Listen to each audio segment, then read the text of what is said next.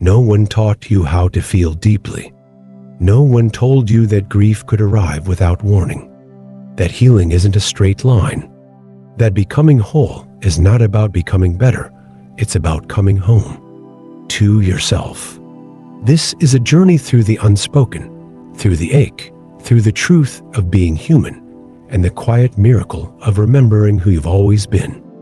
1. The ache beneath the silence. Before healing begins, there is often just an ache with no name. This is where the journey starts, not with answers, but with the courage to finally feel. No one ever taught you how to be human. Not really. You were given rules, maybe. Expectations. You were handed roles and titles and told how to behave in certain settings. But no one ever handed you a guide to being whole. No one sat you down and said, "This is how you hold your sorrow." No one taught you how to carry disappointment without burying it, or how to grieve things that were never yours to begin with. No one explained that sometimes love hurts because it's not returned, and that doesn't make your love any less real. No one warned you that belonging doesn't always come from family, and safety doesn't always live where you thought it should. You had to learn all of this in the hardest ways. Through tears behind locked doors, through silence in crowded rooms, through smiling when something inside you was collapsing, through carrying on when your soul was asking you to rest. You learned that life doesn't slow down just because your heart breaks, that people don't always notice the battles you're fighting quietly, that healing is invisible, uncelebrated work, and yet it is the most courageous thing you'll ever do. And for a long time, maybe you thought something was wrong with you, because you couldn't keep up with the pace, because you felt things too deeply, because you stayed up wondering why some parts of you still hurt, even when everyone else had moved on. You blamed yourself for the weight. You saw your sensitivity as a weakness, your need for rest as laziness, your longing for quiet as a flaw. But what if none of that was wrong? What if no one ever told you that being human was supposed to feel this way sometimes? What if they just didn't know how to say it either? What if the people who raised you are just doing their best trying to survive their own wounds, repeating what was modeled to them, teaching you strength, but not softness, discipline, but not self-compassion? What if we've all been walking around, quietly aching in places we were never allowed to speak of? You see, no one teaches you how to be human, because most of us were never taught how to feel. We were taught how to perform, how to present, how to be useful, how to succeed. But we were not taught how to stay when it hurts, how to forgive without forgetting ourselves, how to ask for help without shame, how to say, "I'm not okay," and believe that this too makes us worthy. And so we armor up. We get good at being fine. We overfunction, overplease, overachieve, not because we're strong, but because somewhere deep down, we learned that if we don't, we might be forgotten, or worse, rejected. But somewhere along the way, the performance wears thin. Somewhere in the stillness of a night when no one else is around, you hear something softer calling. It is not loud. It does not demand. It whispers. It says, you don't have to keep holding it all alone. It says, you're allowed to stop performing. It says, there's nothing wrong with the way you feel. That voice is your soul, reminding you of what you were never taught, that being human is not about always being strong. It's not about having it all figured out.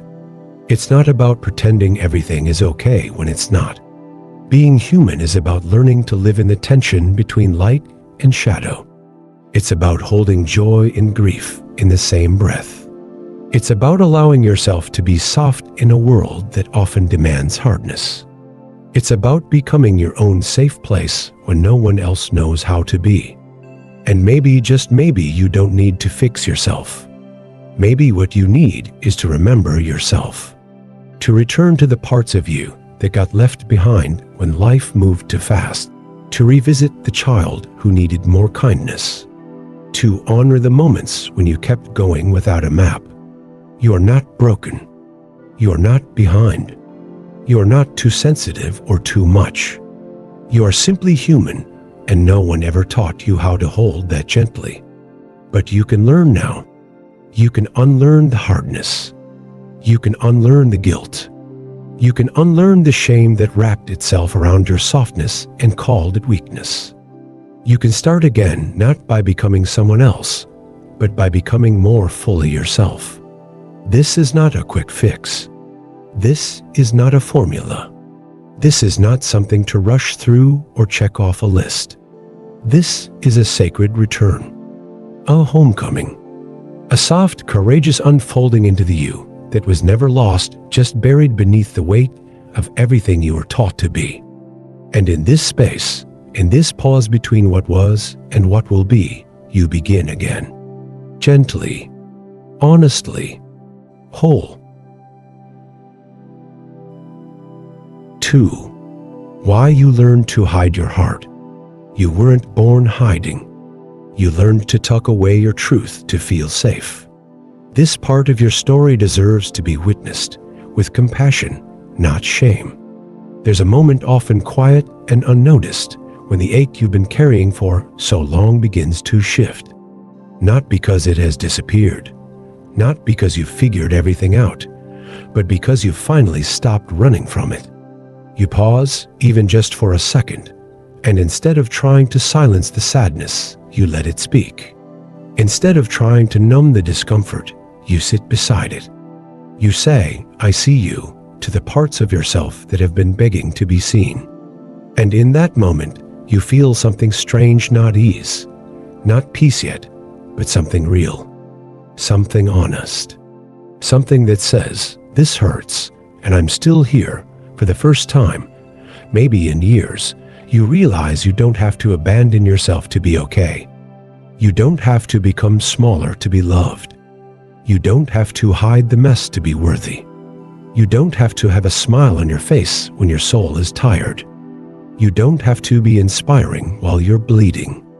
You just have to be. And you realize how long it's been since you allowed yourself that permission. Because the world teaches you early, be likable, be productive, be strong, be smart, be funny, be quiet, be better.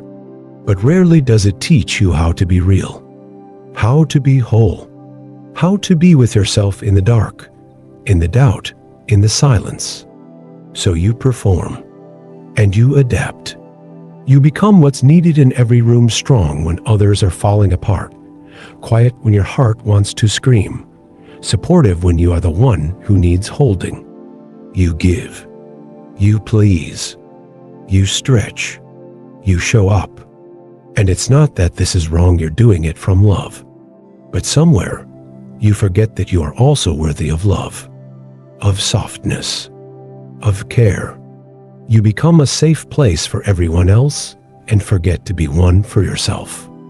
And so here, you are functioning, surviving, managing. And yet, something inside you still whispers, "This isn't all there is." That whisper is truth. That whisper is the part of you that remembers what the rest of you has tried to forget, that you are not here to perform healing. You are here to experience it. Not here to be impressive. Here to be honest. Here to feel. And feeling isn't always pretty. It isn't always shareable. It's messy and inconvenient and sacred. It is grief that comes in waves long after you thought you were done. It is longing for people who are no longer yours. It is carrying memories that still sting in the quiet.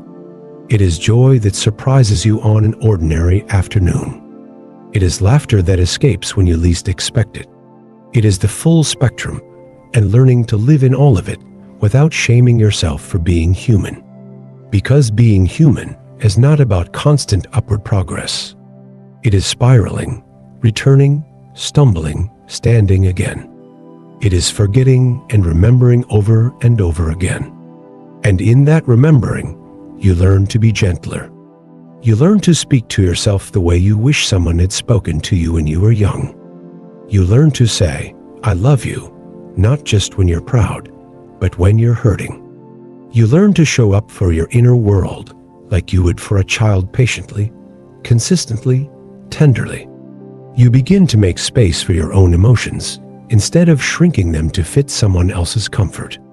You begin to recognize that your tears are not weakness, but water for the roots of your becoming. You begin to trust that the things you feel deeply are not liabilities, but indicators of your aliveness. And somewhere in the midst of it all, the grief, the grace, the questions, you begin to believe that maybe this is enough. Maybe being honest is enough. Maybe being soft is enough. Maybe being alive, messy, uncertain, in process is enough. Not because everything is perfect, but because you are present, because you are willing, because you are learning to stay when everything in you wants to run. You begin to see that healing is not becoming someone new. It is returning to someone ancient, someone who existed before the world taught you to hide. Someone who still knows how to feel. Someone who still trusts their tears. Someone who still hears their intuition. Someone who still believes that softness is not a risk, it's a strength. And that someone is you. 3. The voice that whispers, "Come home." There is a voice inside you that has never left. It doesn't shout. It doesn't beg. It simply says, "You don't have to keep running." There's a strange tenderness in realizing that most of the pain you carry isn't just from what happened to you, it's from what you never received. The words no one said when you needed them most. The embrace you longed for but didn't get. The gentle presence you craved in your darkest hour that never came. It's not always about trauma that screamed. Sometimes it's about care that stayed silent. And this too is valid. This too is pain. The kind that we often bury because it feels too vague to explain, too intangible to justify. But your body remembers. Your nervous system remembers. The way you tense when someone raises their voice. The way you apologize for simply existing. The way you shrink when praised. The way you hold your breath when you speak your truth. These are not random. They are echoes of moments you didn't even know were shaping you. You begin to understand that healing isn't just about what you've survived, it's also about what you never knew you missed. And in that realization, your compassion expands. You stop asking yourself, "Why am I still like this?" and start whispering, "Of course. Of course, this is hard. Of course, I learned to hide. Of course, I don't know how to fully trust yet," and somehow, that whisper opens a door. Not a grand one, not a dramatic one, but a small, quiet doorway back to yourself. A place where you no longer have to pretend, where you don't need the perfect language to justify your feelings, where your inner child doesn't have to earn love, where you are enough even in your most uncertain form. And through that door, you begin to step slowly, cautiously, maybe even trembling. But you step, and each step is a miracle. Each step is a reclamation. Each step is you choosing presence over perfection, love over performance, wholeness over image. You begin to notice the small shifts. The way you speak more gently to yourself when you mess up. The way you rest without guilt. The way you no longer chase people who make you feel unseen.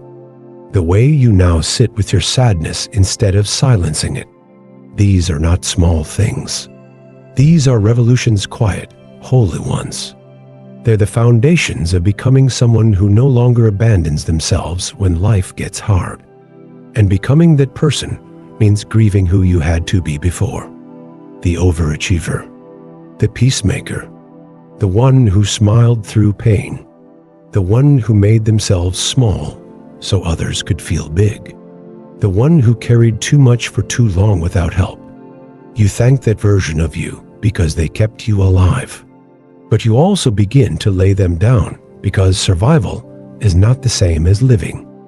And you are ready to live fully, honestly, with breath in your lungs and softness in your spine, with boundaries built not from fear, but from self-love, with relationships rooted in mutual respect, not rescue, with a presence that no longer needs to prove, only to be. You no longer see your past as a curse. You see it as a classroom, pain as a teacher, silence as a guide, loss as a portal. Every heartbreak cracked you open to something deeper. Every disappointment redirected you to something truer. Every ending created space for you to meet yourself again. And this meeting, this sacred reunion with the you who has always been beneath the roles, the masks, the armor, this is where everything begins to change. Not because you become someone else, but because you finally have the courage to come home. You're not becoming perfect. You are becoming whole. You are not learning how to perform. You are learning how to feel. You are not fixing yourself. You are befriending yourself. You are not silencing your pain. You are listening to it, honoring it, learning from it. And in doing so, you are writing a new story. A quieter one. A truer one. A story where being human isn't a flaw to overcome, but a miracle to live into. 4. Grieving the self you had to be. Before you become who you're meant to be, you must gently grieve the one you had to be to survive, and that grief is not weakness, it's freedom. There comes a point in your healing when you stop waiting for others to come back and give you what they never could. You stop rehearsing the conversations that will never happen. You stop hoping that the people who hurt you will one day say the exact right thing. Not because you've become cold, not because you no longer care, but because you finally understand healing cannot be outsourced. Closure is not something someone gives you. It is something you give yourself. You sit with the ache that used to make you restless, and instead of running from it, you ask, "What do you need from me now?" And the ache answers softly, quietly, without blame. It says, "I need you to stop abandoning me every time I feel too much. I need you to stop looking outward for someone to validate my worth. I need you to stay." And you do. You stay. For the first time, you stay with your own ache. You don't numb it. You don't dismiss it. You don't judge it. You hold it. And in that holding, something inside you exhales. Something that has waited years to be witnessed finally relaxes. And it's not dramatic. It's not cinematic. It's simple. You're brushing your teeth. You're sitting on the floor. You're standing in the shower. And suddenly, you feel it, not joy, not peace, but a kind of recognition. This is mine. This is my pain. And I am safe with it now. No one ever taught you how to be safe with your own emotions. You were taught how to manage them, suppress them, dress them up to make them more palatable.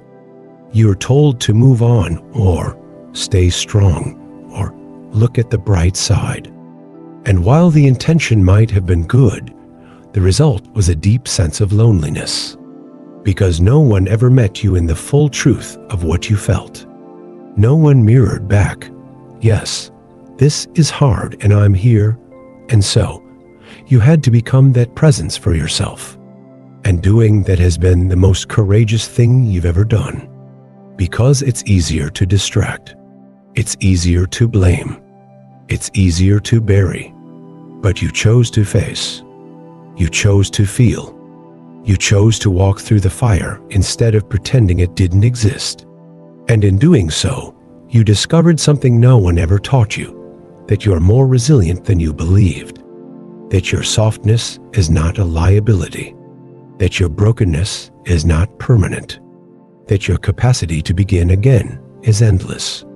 And so, you begin to rebuild not your image, not your reputation, not your resume, but your relationship with yourself. You rebuild trust in your own voice. You rebuild safety in your own body. You rebuild love that does not come with conditions or requirements. And as you do, your world begins to feel different. Not because it changes overnight, but because you do. You respond instead of react. You ask for what you need. You grieve in real time instead of bottling it up. You say no without guilt. You say yes without fear. You become someone you never imagined you could be, not because you've become someone else, but because you've returned to who you were before the world told you who to be. You start to recognize the false selves you had to wear. The masks that once felt like protection, but now feel like suffocation. The roles that helped you survive, but now limit your soul's expansion. You bless them. You thank them. And you begin to release them, one by one, gently, with love. Because now, you trust that who you truly are is enough.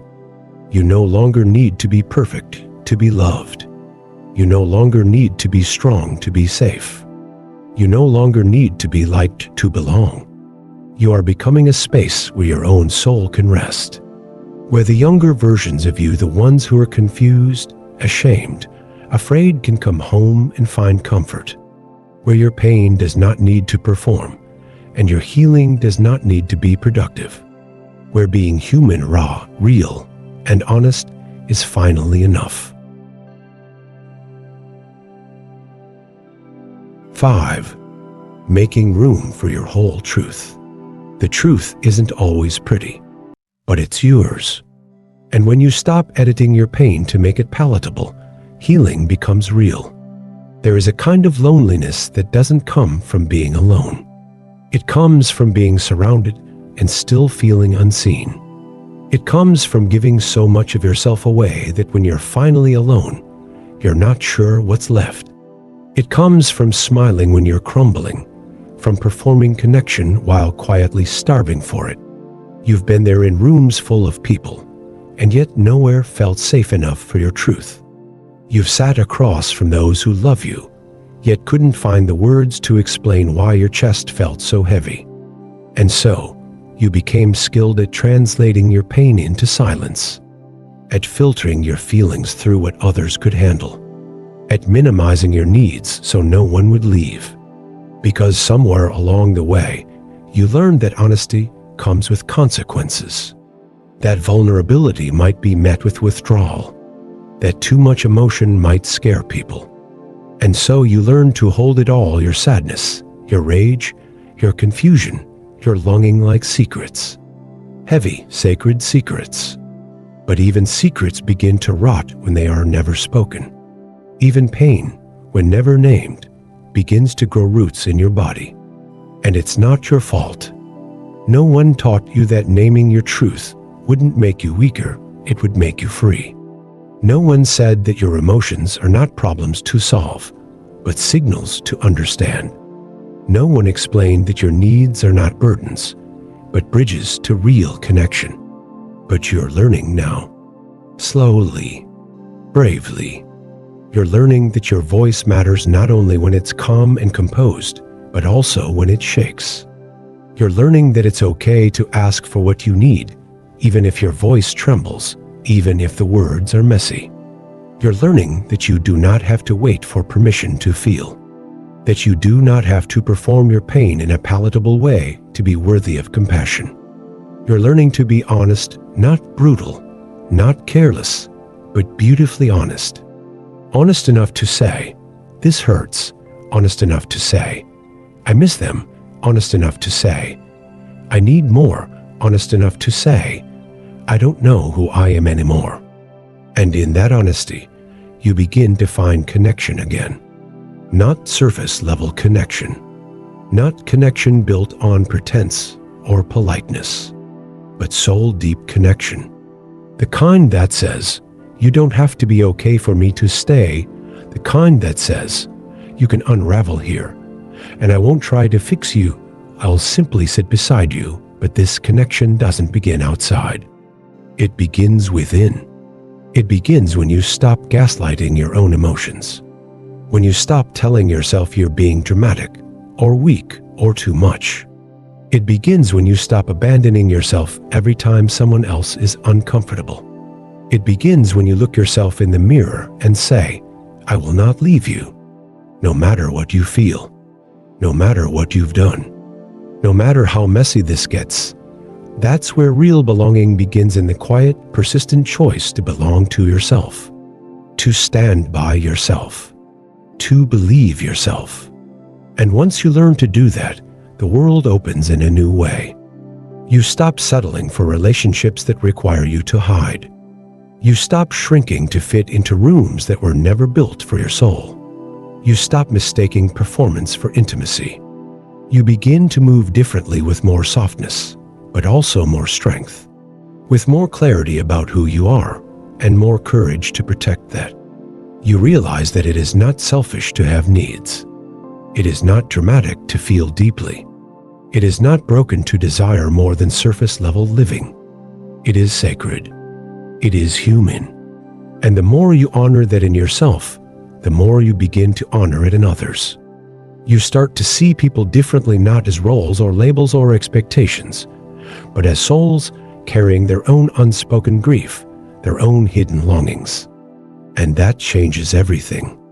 You become less reactive and more compassionate, less judgmental and more curious, less afraid of your own feelings and more available to truly witness someone else's.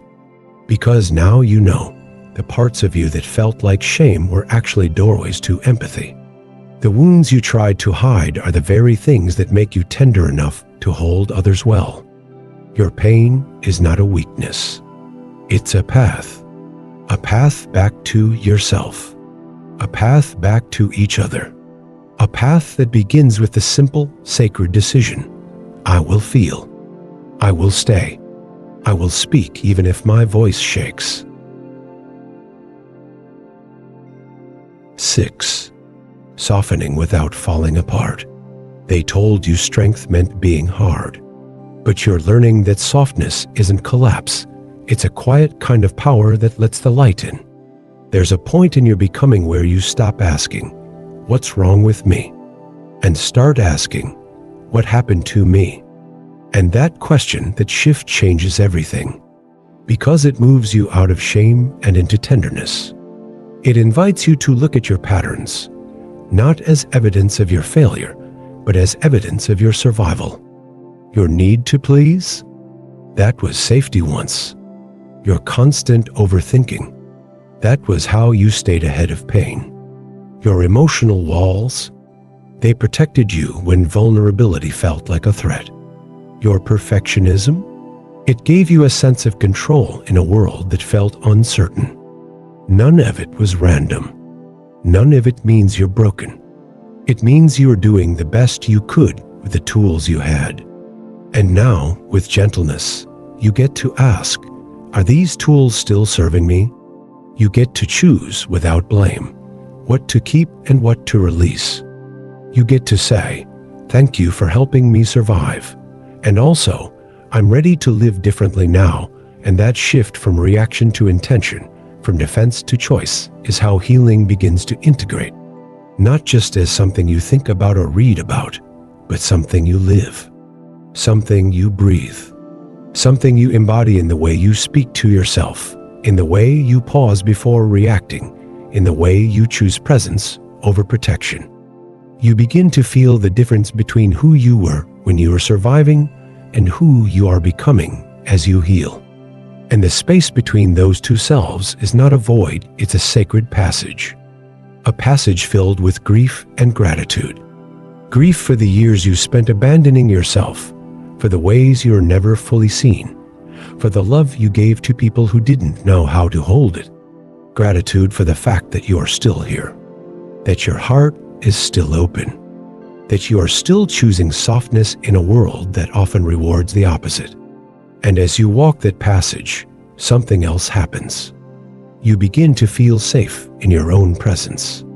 Not perfectly, not all the time, but enough to notice the anxiety isn't as loud. The self-doubt doesn't stick as long. The inner critic starts to sound more like a scared child than an authoritative voice. And instead of fighting that voice, you turn toward it. You say, "I hear you. I know you're afraid. But we're okay now." You begin to parent the parts of you that never got what they needed. You begin to soothe the places that were starved for compassion. You begin to stop seeking externally for what only your own love can truly provide. And this is where things get quiet. Not empty, but sacredly quiet. The kind of quiet that lets you hear your own voice again. The kind of quiet that makes space for peace. You stop trying to fill every silence. You stop fearing the stillness. Because now, stillness feels like presence. Like alignment. Like home. And in that quiet, new things begin to grow. Dreams that aren't rooted in fear. Boundaries that aren't built out of anger. Desires that don't come from lack. Relationships that feel mutual, nourishing, safe. And you begin to realize healing hasn't made you perfect. It's made you present. It hasn't erased your pain. It's taught you how to hold it. It hasn't turned your life into a highlight reel. It's made your life more honest, more grounded, more real. And the beauty of that is unmatched. Because now you are no longer pretending. You are no longer performing. You are no longer striving to prove your worth to people who don't even know how to see it. You are simply living aligned with your truth, rooted in your body, connected to your heart. And that life, that quiet, truthful life, is a revolution in a world that teaches us to run from ourselves. It is a rebellion to slow down when the world says rush, to feel when the world says numb, to rest when the world says produce, to be when the world says become more. And you're not perfect at it. You still forget. You still fall back into old patterns. You still have days when it all feels too much. But now you know how to return. You know how to pause. You know how to breathe through the spiral. You know how to stay instead of self-abandon. And that knowing, that's everything. Because it means you're no longer afraid of yourself. You no longer see your emotions as enemies. You no longer see your needs as shameful. You no longer see your sensitivity as something to fix. You are building a new relationship not just with life, not just with others, but with the most important person you'll ever walk this earth with, yourself. 7. The sacred weight of letting go. Letting go isn't forgetting. It's choosing your peace over your past. It's the bravest act of love for yourself. Eventually, you begin to realize that healing isn't something you complete. It's not a destination you arrive at with a checklist in hand. It's not a version of yourself who never feels pain again, never falls back, never questions, never cries. It's something quieter, slower. It lives in the subtle spaces, in the way you now take a deep breath before reacting, in the way you pause before betraying yourself to please someone else, in the way you hold your own hand even if no one else reaches for it. Healing isn't always progress you can post about. It's not always inspiring. Sometimes it's boring. Sometimes it's exhausting. Sometimes it looks like staying in bed when your old self would have pushed through and smiled anyway. Sometimes it looks like saying no even when your voice shakes. Sometimes it looks like setting a boundary and sitting in the silence that follows alone, but finally honest. And in all of that, something begins to shift. You stop glorifying the version of you who could handle everything. You stop worshiping your capacity to tolerate discomfort. You stop admiring your ability to stay silent when you are hurting. Because now you understand, strength isn't about how much you can endure, it's about how willing you are to choose what's aligned. And sometimes that means walking away from what once felt like home. Sometimes that means saying goodbye to parts of your identity that were built from survival, not truth. Sometimes that means grieving relationships that were built on the version of you who never said what she needed. That grief is real. That loss is valid. But so is the freedom on the other side. The freedom of no longer having to perform wholeness. The freedom of no longer shrinking to be digestible. The freedom of no longer negotiating your worth through how useful or easy you are to love. And as you claim that freedom, you begin to reclaim your life not in a grand, cinematic way, but in the small daily choices that say, I trust myself. I choose myself. I'm coming home to myself. Again. Again. Again. You begin to notice that you are becoming softer, and not in the way the world taught you softness meant weakness. No, you are becoming the kind of soft that has been forged through fire. The kind of soft that knows how to hold space for pain without losing yourself in it.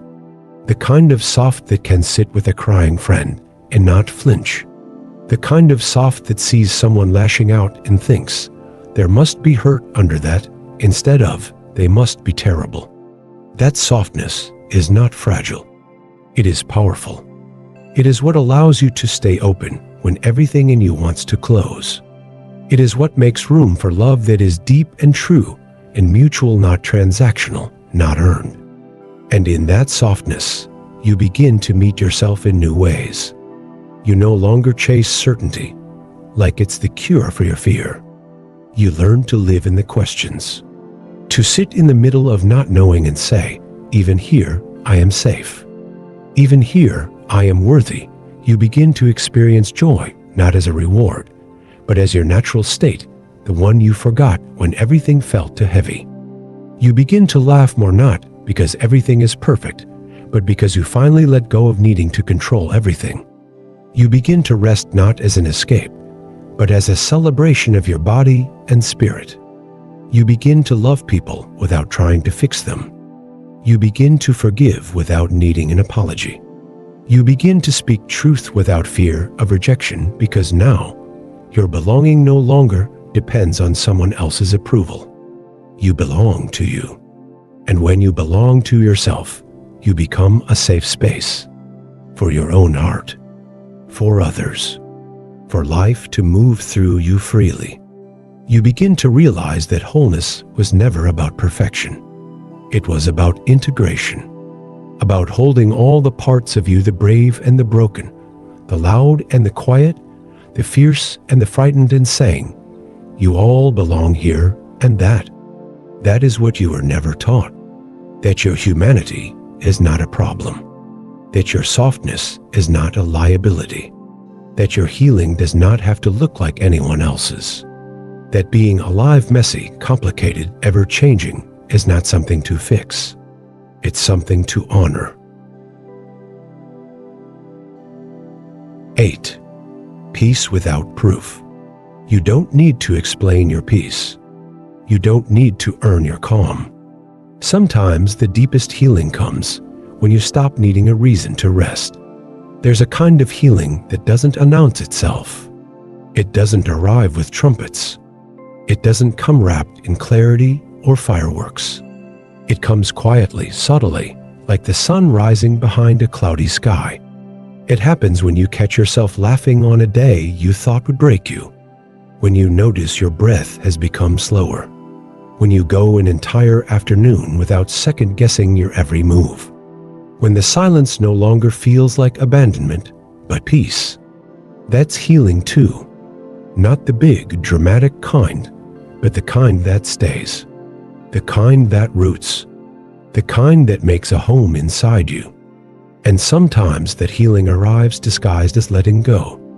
Not just of people, but of identities. Of dreams that no longer feel like yours. Of timelines that were never written for your soul. Of the exhausting need to be understood by those who never tried to know you. You begin to realize that not everyone is meant to stay. Not every chapter is meant to continue. Not every version of you is meant to come along for the journey. And instead of gripping tighter, You start to release not with bitterness, but with softness. Not with drama, but with grace. You whisper thank you even when it hurts. You offer forgiveness even when it's never asked for. Not because they deserve it, but because you do. Because you no longer want to carry what keeps you from your own freedom. Because peace is more precious to you than being right. Because healing has taught you that your heart cannot be both open and clenched at the same time. And so you loosen your grip. You breathe. You let go. And in the letting go, you make space for newness, for quiet miracles, for the kind of love that doesn't ask you to be smaller, for the kind of joy that isn't afraid of your sorrow, for the kind of purpose that doesn't require performance. You begin to live less from should and more from soul, less from fear and more from alignment, less from proving and more from peace. And in that shift, life meets you differently, not always easier, but deeper. You start to notice the beauty in places you used to rush past, the light falling across your coffee table, the sound of the trees whispering on an afternoon walk, the quiet fullness of simply being here. You stop waiting for some grand event to make life feel meaningful. You begin to make it meaningful by how you pay attention, how you listen, how you show up gently, honestly, fully. And perhaps the most surprising part is this: the more you return to yourself, the less you fear being alone. Because now, being alone is no longer the absence of something. It's the presence of you. It's sacred space. It's stillness that heals. It's solitude that speaks truth. It's the soft knowing that you can sit with yourself and not feel incomplete, that you are enough company, enough presence, enough as you are. And this, perhaps, is what it means to come home. Not to a place, but to a person. To the one who has always been here waiting for you to return, not with judgment, but with open arms. That version of you, the one underneath all the masks, all the stories, all the expectations. She is not broken. She is not lacking. She is not too late. She is simply waiting to be lived. And now you are ready. Not because everything makes sense. Not because the past has been rewritten. Not because all the pain is gone. But because you are no longer running. Because you are choosing truth, even when it's quiet. Because you are choosing rest, even when the world says run. Because you are choosing to live not as someone better, but as someone real. And that choice, that's everything. That choice is the turning point. That choice is the healing. 9. Living without the mask. It's hard to be real when you've worn a mask for so long. But your soul is asking you now, who are you when no one is watching? You've spent so much of your life waiting to feel ready, waiting for permission, waiting for someone to understand, waiting for the fear to go away. But one day, something shifts. Not suddenly, not dramatically. Just a soft moment of realization. Maybe you don't need to wait anymore. Maybe the life you've been longing to live is already whispering to you in the quiet things, in the subtle invitations, in the questions you've been too afraid to answer. And maybe what's holding you back isn't a lack of clarity, but the belief that you need to be someone else before you begin. That you need to be more healed, more certain, more polished, more impressive. But you don't. You just need to be willing. Willing to start. Willing to listen. Willing to try, even if you're scared. Willing to live, even if you still carry questions. Willing to trust that who you are right now is already enough to take the first step. And when you do, you begin to see that life meets you with a different energy. You're no longer approaching your days like problems to solve, but as experiences to feel. You're no longer trying to control every outcome, but allowing space for surprise. You're no longer defining success by how others see you, but by how deeply you remain connected to your truth. And you find that this kind of living feels different. It feels softer, slower, deeper, not because your life is perfect, but because you are finally present within it. You begin to release the idea that everything must have a purpose or a plan. Some things, some days, some people, some tears are not meant to teach. They are just meant to be lived, felt, witnessed. And you begin to stop rushing through discomfort just to return to ease. You learn to sit with attention, to breathe into the unanswered, to befriend the unknown. And in that space, something new blooms: peace without proof, trust without a guarantee, self-worth without external validation, love that does not need to be earned.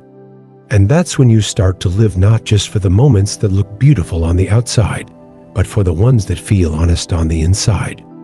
You begin to care less about the image and more about the integrity. You begin to speak your truth not to provoke, but to align. You begin to walk away from what's easy if it costs you your peace. And in doing so, you begin to shape a life that is not necessarily bigger, but fuller, not louder, but deeper, not more impressive, but more alive. You begin to see that what makes you beautiful has nothing to do with how polished you appear and everything to do with how authentically you show up. That your power is not in your ability to endure suffering, but in your ability to stay soft in the midst of it. That your value is not defined by your output, but by your presence, your ability to sit with someone, with yourself, with life, and be fully there. And yes, there are days when you forget. Days when the old stories creep back in. Days when fear feels louder than truth. But you no longer believe those stories the way you once did. You no longer let them drive your choices. You no longer make a home in self-abandonment. You catch yourself and you return. You return to the breath. You return to your body. You return to the quiet voice within that says, you are already enough. And slowly, over time, that voice becomes louder. Not with noise, but with conviction. Not with certainty, but with trust. Not with answers, but with presence. And that voice, your own, becomes the compass you follow. It leads you not to a perfect life, but to a true one. A life that is not always easy, but is deeply your own. 10. You are always becoming. This is not the end. This is a return to the truth that never left you, to the wholeness you always were. You've come a long way, not just in miles or years, but in the invisible terrain only your soul understands. The kind of journey no one sees, but everything in you has felt. And maybe that's what being human really is: not becoming perfect, but becoming present. Not erasing your scars, but honoring the stories they hold. Not arriving at some final version of yourself, but returning again and again to the one you were before the world told you who to be. You are not here to be fixed. You are here to be felt, to be real, to be whole. And wholeness doesn't mean nothing is ever missing. It means nothing is exiled. It means every part of you, the strong and the scared, the confident and the insecure, the healed and the still healing, is welcome at your own table. You stop asking, how do I become better? And start asking, how do I love myself here? Not tomorrow, not when it's prettier, but here in this breath, in this body, in this moment. Because this moment is the only one that has ever truly belonged to you. And it is enough. You are enough. And maybe no one ever taught you how to be human, because no one else could walk your path. Because your soul came here with a wisdom that cannot be taught, only remembered. And every tear you've cried, every fear you've faced, every silence you've sat in, they've all been parts of that remembering. You are not here to be like everyone else. You are here to be fully you, as messy and miraculous as that may be. And no, it won't always feel clear. There will still be days when the pain feels heavier than the progress. When you forget the softness you've worked so hard to reclaim. When you question your path, your pace, your worth. But now you know how to come back. You know how to hold space for the hard moments without abandoning yourself. You know how to speak kindly to your own heart. You know how to let yourself rest without guilt. You know how to breathe through the spiral and land, eventually back in your body. And maybe most powerfully, you know that you are not alone. That your pain is not proof of your failure. That your doubts are not signs of your inadequacy. That your questions are not disqualifying you from peace. They are guiding you toward it. Because peace isn't found in the absence of chaos. It's found in the center of your own presence. It's found in the way you speak to yourself when no one else can hear. In the way you stay soft even when it's easier to close. In the way you return again and again to the quiet knowing inside, I am already whole. This is what you are never taught, that your softness is sacred, that your needs are not weaknesses, that your presence is powerful, that your feelings are not failures, that you do not need to be anyone other than who you are to be worthy of love, safety, belonging. And now you know, deeply, undeniably, in your bones, you know. And because of that knowing, you live differently. Not louder, not faster, but truer. You stop performing. You stop rushing. You stop reaching for what was never yours to carry. And you start living. In the small ways that matter. In the deep ways that last. You become your own safe place. Your own gentle voice. Your own beginning and return. And the world doesn't need you to be more than that. The world needs you to be exactly that. A human learning, remembering, feeling, growing. Not perfectly, but honestly. And as you walk forward, let this be your truth. You are never broken. You were becoming. You were never behind. You were right on time. You were never too much. You are exactly who you needed to be to make it here. And now you are home. Not in a place, but in yourself. Finally, fully, unapologetically, home. You were never broken. You were always becoming. And now you no longer have to chase love because you've learned to live it from within. Come home to your truth.